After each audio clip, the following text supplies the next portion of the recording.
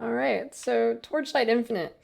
If you are a player from PoE and you're one of the players who constantly talk about harvest and going back to the good old days of how it was in like Ritual and having basically an item editor, and you just blast through the game without thinking and you just zoom super hard.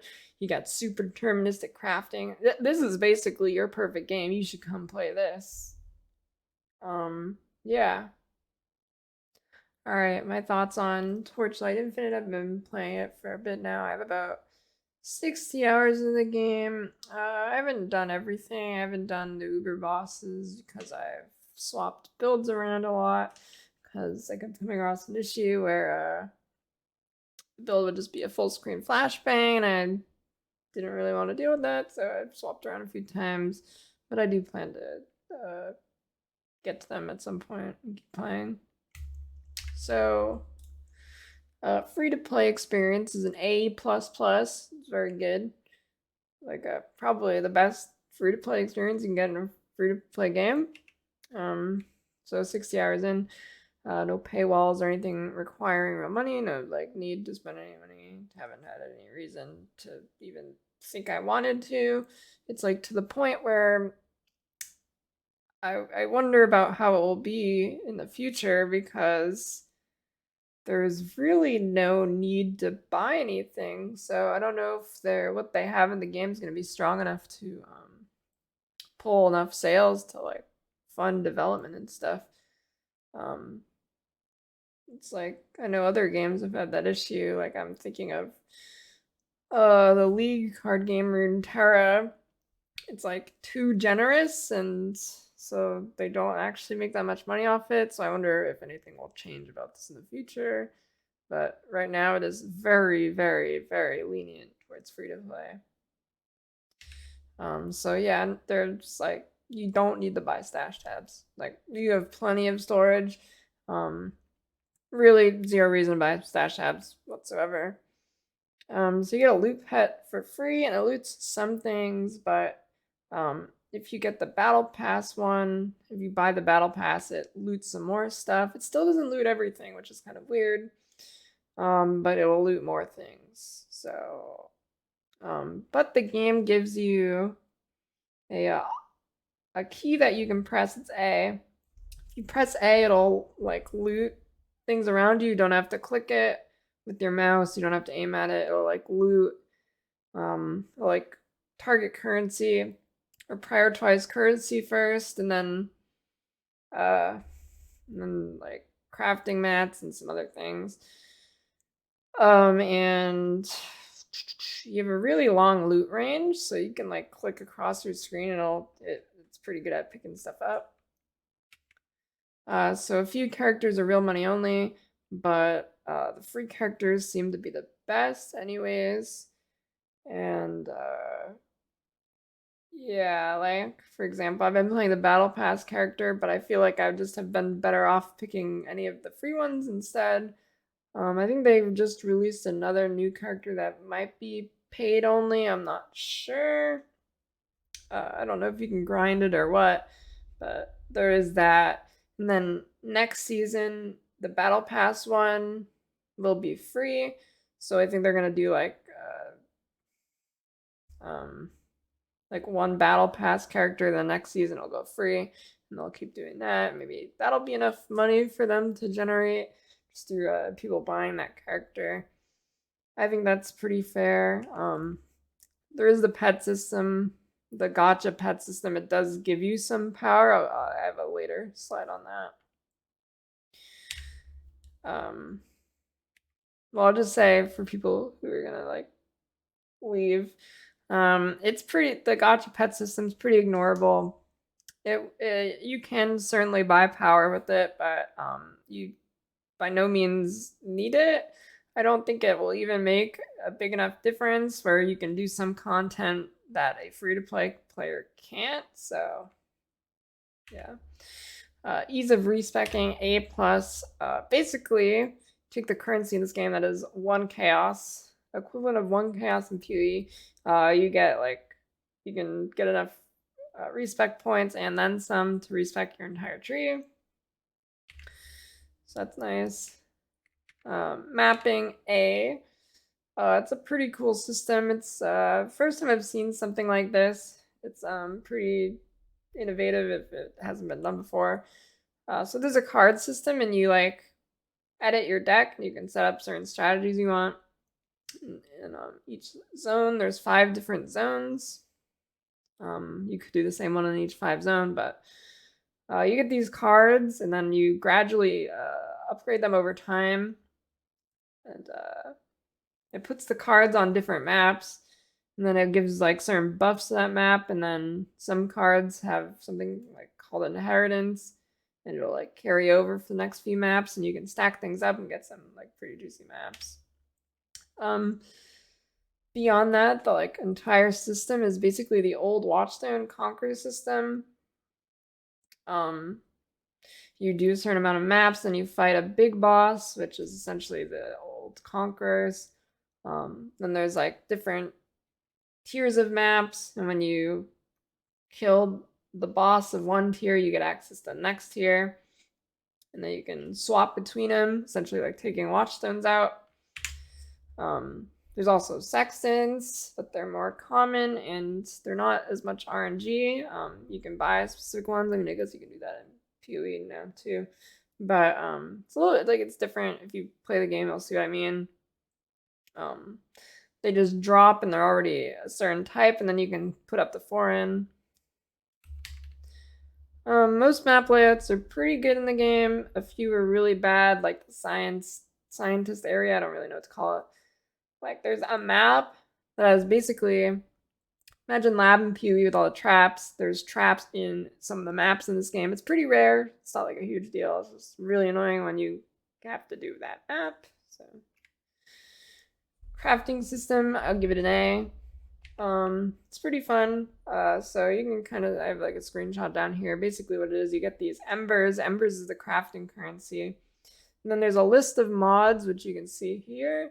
And there's a chance to choose one of these mods and put it on a certain affix slot.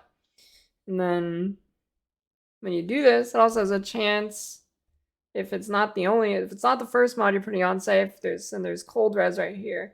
If you're using this prefix one now, trying to put life, it has a chance to remove the cold res.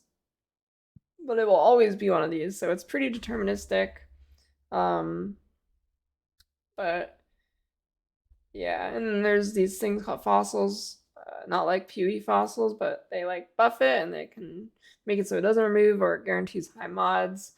So it's not like anything super in depth, but I think it's a pretty good system, especially if you want like a lot of agency over what you're crafting. Like you really want to be like, it's like really deterministic. And if you don't like the result it gives you, this is really important. If you don't like the result it gives you, you can go like, you get like an eternal orb in PoE basically on every craft. So if you don't like the result you get, you can just go back to how it was before, and you just keep redoing it over and over and over and get until you get the thing you get. So you can incrementally upgrade your gear as much as you want. And you can focus on one piece of gear, and you can keep going over and over and keep crafting currency for that one piece of gear. So yeah, you can, that being said, you can basically craft any type of item you want. It might take you a really long time, but you can keep working at that one item. So the game drops a pretty good amount of these things. I've gone like hundreds without trading at all, trading for them at all. I mean, you can see here, this is a screenshot from my game, 326, and I've used a lot of these already. And yeah, so there you go, you get quite a few drops. Seasons, they are doing seasons. I give it an A, but I can't really give, it's not a real rating. It's like preliminary, I guess. It's like an expected thing, because I mean, it's in the first season, don't really know. I think it's like a 3-month cycle, like PoE. I don't know if they'll be able to pull it off. It seems pretty hard. I don't know if it'll be like significant enough changes to actually draw back players in. I need to wait and see. yeah, can't say much here. Build diversity. Plenty of builds are viable. It seems like you can do a lot of things. That being said, some skills are just way better than others by a long shot. Like, for example, one skill, Sparkle, it's just like you just equip it, not even expecting anything on your tree, and you're probably doing more damage than a lot of other skills in the game. Like, I equip it on my build, I'm doing like double or triple, and I'm not expecting to do it at all. I just need to swap the links around, and it's pretty OP. But that's a purely single target skill, so I mean, yeah, maybe warranted. I don't know. A lot of skills. Definitely need some skill balance passes. But I think overall it's fine. You can do most things you want to do. Every character is viable and has some good builds. Berserker is the most popular by far. For sure, I think it's the best too. It really zooms. And it's easy to get going and budget. So, but if you could play any hero you want easily, and it will go pretty smoothly. I say B plus, B plus. Depth / decision making. Give this a B plus. It's surprisingly a decent amount of depth. Like, you get a pretty good amount of choices that you can make in your gearing, skills, and passives. I find myself testing a lot of different things. The game does give you a target dummy in this game, so you do end up kind of like sitting at the target dummy for a while, so just testing a bunch of different things. I'd say it's in a pretty good place though. Like, it's nothing great, like you don't need to have a PhD, but there's definitely decisions to make. That being said, passive tree, B plus. So you choose from 3 trees, and then you get like special hero traits. You can see the 3 trees here, and then they all look like this. They're just like, you choose 3, and then unlocks the next tier of ones, and you go all the way to end, and they like progressively get stronger with different stats. And then you have these 2, I don't know what they're called, I'll call them keystones.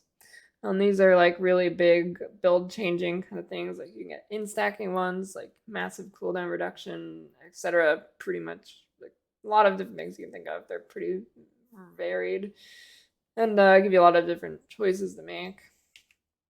It is pretty straightforward though. Like, you don't need to be studying a PhD for this game. They're all pretty simple, but you get a lot of different choices.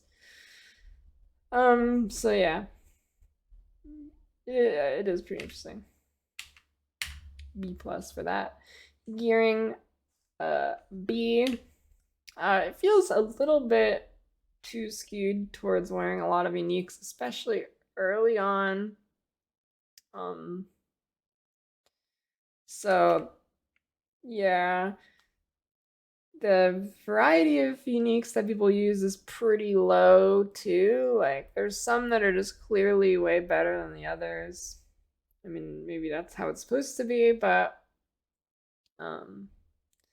like, for example, this ring right here, even like, this is like one of the boss rings you get from fighting one of the conqueror bosses, and it has like a lot of different rolls on it.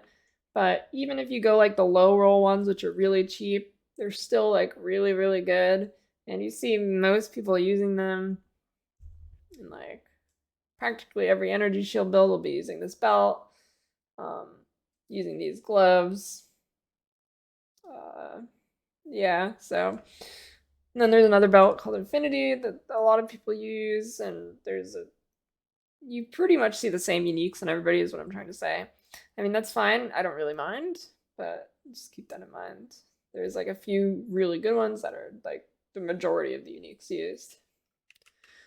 That being said, there is good chase uniques. So even though a lot of them are like cheap and you still see a lot of people wearing them, there is uniques that are really expensive. Like, I think the most expensive one's called Memory. It's like an explosion dagger or something. I'm not sure. I haven't really looked at it.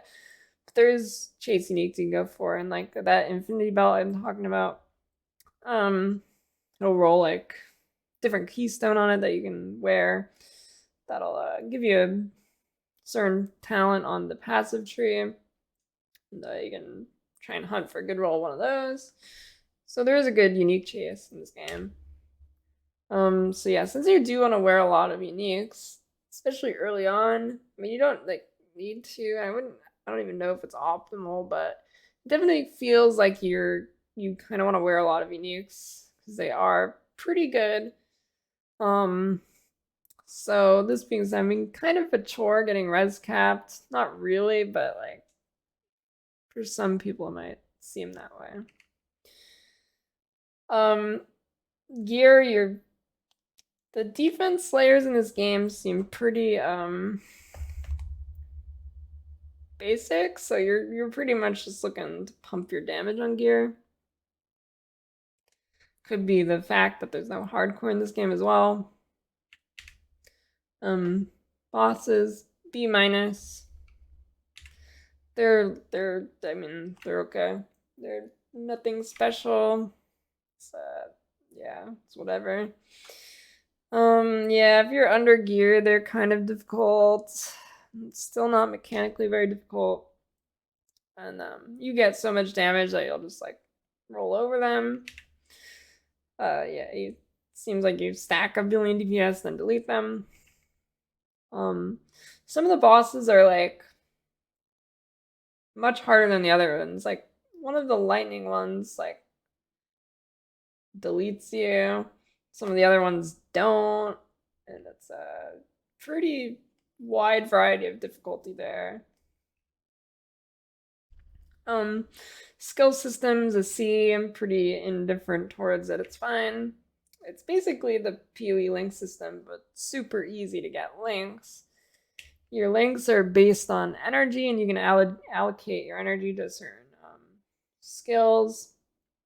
It's really easy to get a 6 link. So it's basically you ignore it. I mean, you don't ignore it, but you get as much energy as you can without really thinking. Then there's some higher versions of skills like Awaken Gems and PoE, basically like that. They drop from bosses. They are already leveled though, so that's kind of nice. You don't have to level them yourself. This isn't really about the system, but a lot of skills will turn into full screen flash bangs very, very quickly. The acts. They're pretty unmemorable. There's nothing really special going on here. I don't think they're even finished.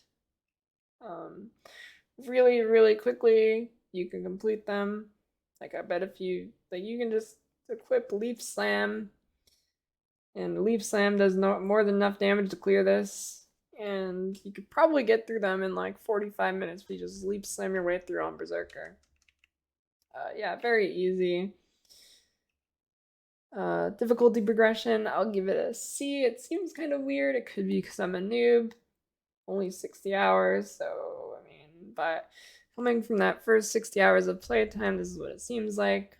The difficulty curve seems like way off. Something's not right, not balanced. I don't really can't say for sure. But basically it starts off really easy, then you get a huge spike. I made a little very advanced diagram here. So it starts off very easy, then there's a huge spike eventually when you hit early maps, not right away, but a little bit after. Then you go back to steamrolling, then it's another huge difficulty spike out of nowhere, then back to easy, then I presume when you get back to Uber maps, or when you get to Uber maps, it's probably another huge difficulty spike, except I'd say the huge difficulty spike in Uber maps is warranted for sure, so that's not really an issue. It's more about these other difficulty spikes. Instead of it being like a gradual slope, it kind of like goes back and forth, and you hit like your power spikes that you hit will like suddenly you're just rolling over the content. It's kind of weird and probably needs some tweaking. Not a huge deal, and if like once once you've got a good rhythm in the game, it won't be really a big deal. But for new players slash when you don't have much gear, or yeah, if you're not doing like a meta build or something, it can be kind of jarring. It's nothing you can't get over, but it's just kind of like jarring when it happens. You're like, whoa. And then suddenly you're melting everything. You're like, whoa, I don't even know what I did. That like happened to me. Like my DPS would just like, I didn't really change much. And then suddenly I'd be rolling over content. I didn't really know what changed. So game performance, C minus. The game is like smooth like butter until you run it for a few hours, and then there's like a memory leak or something, which pretty rapidly degrades your game performance. And then something else that happens after a few hours, it's related, I think. I don't know. It's like this bug when your skill's on cooldown. If you press it, it'll like cut out a frame. So if you're like spamming something off cooldown, it'll just cut out a bunch of your frames. So the game gets really choppy from that. Occasional bugs that get really annoying. Memory leak destroying FPS. Just talked about that. This is something different with spamming skills. So like you're spamming your main skill, you're holding down right click, shooting really quickly. Then you run out of mana because you used another skill, like you're holding right click, then you try and pop a buff, right? If you run out of mana, it won't start casting your main skill. Then you have to re-click it, and it's really annoying. I hope I fix that. There's some invisible walls that occasionally appear that block projectiles. I think it has to do with one of the rare modifiers that monsters can roll. It like lingers after they die, and then it starts blocking things, and it gets really annoying if you're a projectile build. Training dummy DPS will stop at 99 million. So if you get damage above there, it can be kind of annoying to calculate it. I mean, there is a workaround for it, but it's kind of annoying to do. Not a huge deal, but like if you're really trying to pump your DPS and check it at the training dummy, you're gonna have to do some math after. So I don't know if it's intentional or there's some limitation there that stops at a 99 million. Yeah. So translation errors, such unclear wording is another issue with this game. There's a lot of translation errors slash just words that don't really make sense in certain scenarios or unclear wording. Yeah, there's a lot of stuff like this in the game. There's a lot of little things, and there's a lot of like little errors that don't really make much difference. Like suffixes on your items are called postfixes, so there's little like weird things like that. That's not a huge deal. Then there's like bigger translation errors, which make it kind of hard to tell what certain things mean. I don't really have any specific examples. I didn't write any of them down when I came across them, but you will come across them. So the Gacha Pet System, D minus. I don't like gacha systems. So there is pets that can give you more power, but it is a relatively small amount of power, and you definitely don't need it to clear anything in the game. I don't even think it would make you that much faster than a free-to-play player, and you can definitely do all the content without even like really thinking about this system. But yeah, I don't know if, say, in like a level 100 race, I'm not sure if there's any pets that would give you a bit of a advantage here. If you're pay to win, it kind of ruins the competitive integrity there. I'm not sure. I haven't looked too much into it, but this is a like pay to win system. It exists, though it is completely ignorable. The game gives you a decent amount of free pet gacha pulls. I've gotten like 60 for free, around there, and I haven't been focusing on getting like the free currency either, so I could probably pump that number even higher. The game's pretty generous there. I really hate gacha systems, And even the cosmetics in this game are gacha system. I'm not sure if there's any you can just straight up buy. I really don't like gacha systems. I'm gonna keep saying that. But that is a system in the game. So yeah. Auction house. F. It's really bad. It has a horrible, horrible, horrible UI. Probably the worst UI I've like ever seen in the game. I don't even think it would be good if you're on mobile, since it is a mobile game. I don't even think it'd be good there. You cannot filter by prices, so you're gonna have to dig through a bunch of stuff. You have to keep going, checking like every page, see if there's like a cheaper one or something, and it's rough. It's unintuitive. It's confusing. There's like some translation errors. There's some mods you cannot search for, like corruptions. If you want a certain corruption mod, you're gonna have to click each individual thing until you find it. You cannot search for it. Yeah, big F for this. This is a really bad system. Yeah. Group play, F. There is none. If there was group play, I think it would be like a complete train wreck. Similar to PoE, the game is just way too fast for it because you really like you zoom very fast. So yeah, so it would probably just be one person blowing everything up and then people following them. User interface, kind of talked about the auction house a little bit. Clear F. Easily the weakest part of the game here. Pretty much every single thing about the UI is just completely terrible. I don't have anything good to say about it.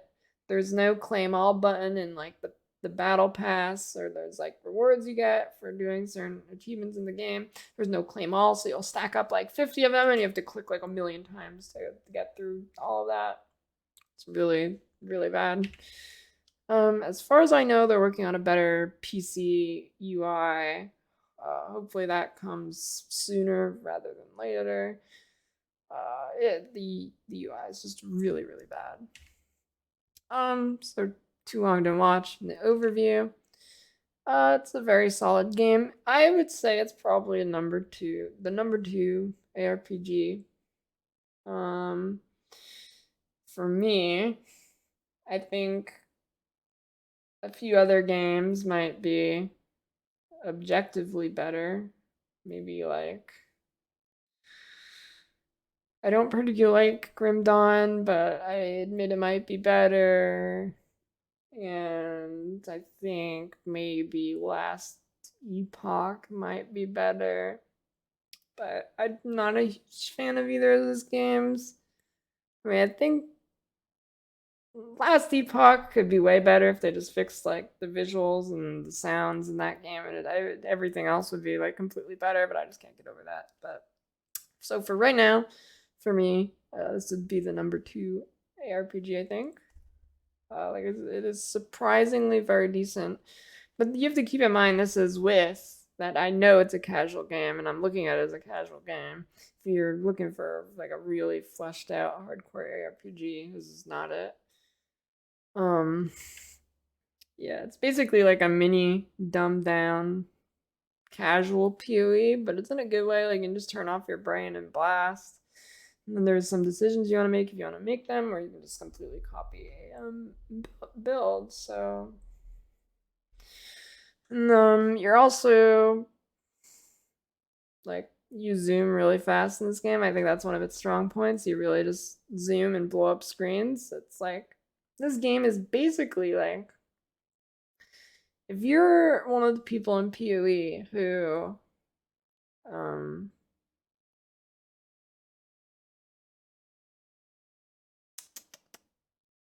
I'm gonna actually put that at the start of the video. And yeah, so death by a million cuts basically is what takes this game down a notch. There's a lot of tiny annoying things that stack up and get really frustrating, like all those bugs I mentioned for the UI. it gets pretty rough around the edges. It's technically an open beta right now, but in my mind, it's just completely released. It'll probably take a while to fix a lot of these things, but I think once they fix them, it'll be a very solid game, despite it being a mobile game and despite the gacha stuff in it. Yeah, I think it's very solid. So yeah, I'll probably keep popping in when the seasons reset if they add enough content. If the builds swap around, if they can manage to do all that, I think it'll be a really solid game and have a good future. Yeah. I think that is it for this. I'll probably make a video now at some point, not too far from now, comparing Undecember versus Torchlight, now that I've played both for a decent amount of time. And like directly compare them head to head and see uh which one is better in my opinion. Well, I'll give you my opinion. Torchlight's better. They both have their own issues and they're both very different, that they're like completely different experiences. So yeah, it's kind of very up to opinion there which one you'll like better.